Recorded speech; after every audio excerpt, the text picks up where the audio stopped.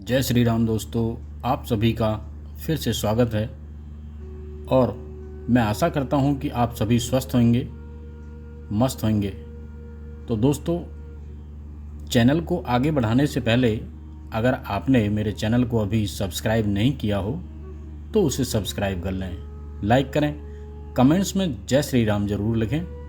तो आइए कहानी को हम शुरू करते हैं। संत की मस्ती और भगवान से शीघ्र कैसे मिला जाए।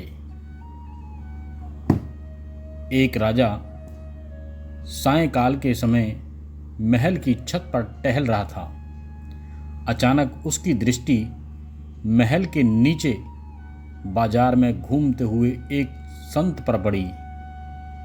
संत तो संत होते हैं, चाहे हाट बाजार में हो या मंदिर में, अपनी धुन में खोए चलते हैं।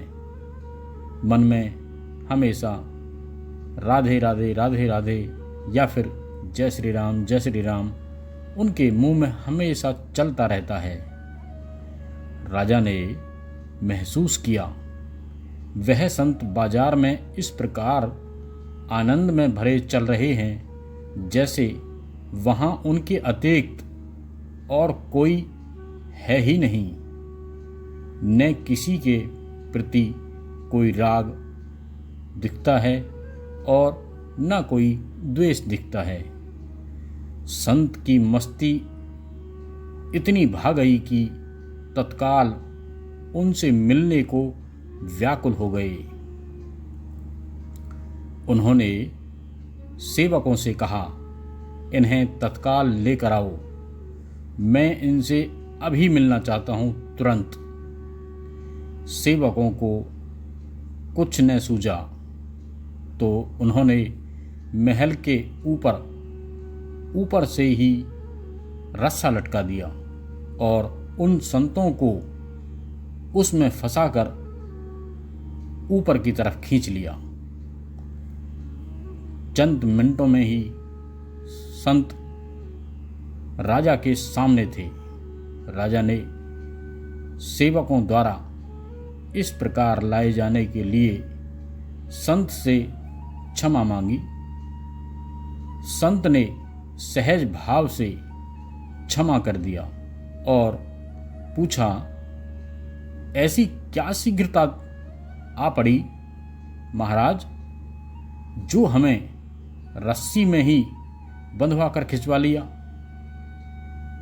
राजा ने कहा, एक प्रश्न का उत्तर पाने के लिए मैं अचानक ऐसा बेचैन हो गया कि आपको यह कष्ट मुझे देना पड़ा। संत मुस्कुराए और बोले, ऐसी व्याकुलता थी, अर्थात कोई गूढ़ प्रश्न है, बताइए क्या प्रश्न है तुम्हारा। राजा ने कहा, प्रश्न यह है कि भगवान शीघ्र कैसे मिलें। मुझे लगता है कि आप ही इसका उत्तर देकर मुझे संतुष्ट कर सकते हैं। कृपया करके मुझे वह मार्ग बतलाइए, वह मार्ग दिखलाइए जिससे मैं प्रभु की शरण में जा सकूं और मैं भी आप ही की तरह उनकी भक्ति में खो जाऊं। संत ने कहा, राजन, इस प्रश्न का उत्तर तो तुम भली भांति जानते ही हो, बस समझ नहीं पा रहे हो। दृष्टि बड़ी करके सोचो, तुम्हें पल भर में उत्तर मिल जाएगा। राजा ने कहा, यदि मैं सचमुच इस प्रश्न का उत्तर जान रहा होता तो मैं इतना व्याकुल क्यों होता। हे प्रभु, और आपको ऐसा कष्ट कैसे देता। मैं व्याग्र हूं, आप संत हैं, सबको उचित राह बताते हैं। राजा एक प्रकार से गिड़गिड़ा रहा था और संत चुपचाप सुन रहे थे, जैसे उन्हें उस पर दया ही न आ रही हो। फिर बोल पड़े, सुनो अपने उलझन का उत्तर। संत बोले, हे राजन, सुनो, यदि मेरे मन में तुमसे मिलने का विचार आता तो कई अड़चनें आती और बहुत देर भी लग जाती। मैं आता, तुम्हारे दरबारियों को सूचित करता, मैं तुम तक संदेश लेकर जाता। उसके बाद हो सकता है यदि आपको फुर्सत ना हो, आप किसी बहुत ही जरूरी कार्य में लगे हों, तो हो सकता है हमारा मिलन संभव भी होता या नहीं। परंतु जब तुम्हारे मन में मुझसे मिलने का विचार इतना प्रबल रूप से आया तो सोचो कितनी देर लगी मिलने में। तुमने मुझे अपने सामने प्रस्तुत कर देने के पूरे प्रयास किए। इसका परिणाम यह रहा कि घड़ी भर से भी कम समय में तुमने मुझे प्राप्त कर लिया। राजा ने पूछा, परंतु भगवान के मन में हमसे मिलने का विचार आए तो कैसे आए और क्यों आए? संत बोले, तुम्हारे मन में मुझसे मिलने का विचार कैसे आया?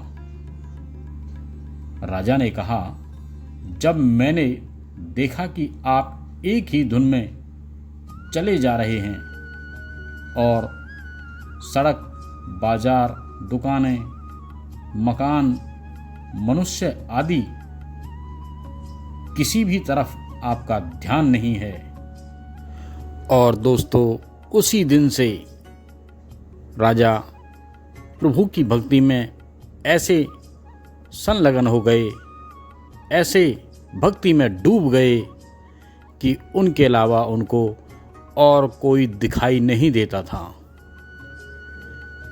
दोस्तों, अगर आपको ये कहानी अच्छी लगी हो तो इसे लाइक करें, कमेंट्स में जय श्री राम लिखें और इसे ज़्यादा से ज़्यादा लोगों में शेयर करें। और आपने अभी तक मेरे चैनल को सब्सक्राइब नहीं किया हो तो उसे सब्सक्राइब कर लें, जिससे कि आपको मेरे रोज़ाना के नई नई कहानियों के नोटिफिकेशन मिलते रहें और आप इसी तरह अच्छी अच्छी कहानियाँ सुनते रहें। तो अब हम फिर मिलते हैं एक और नई कहानी के साथ। जब तक के लिए जय श्री राम।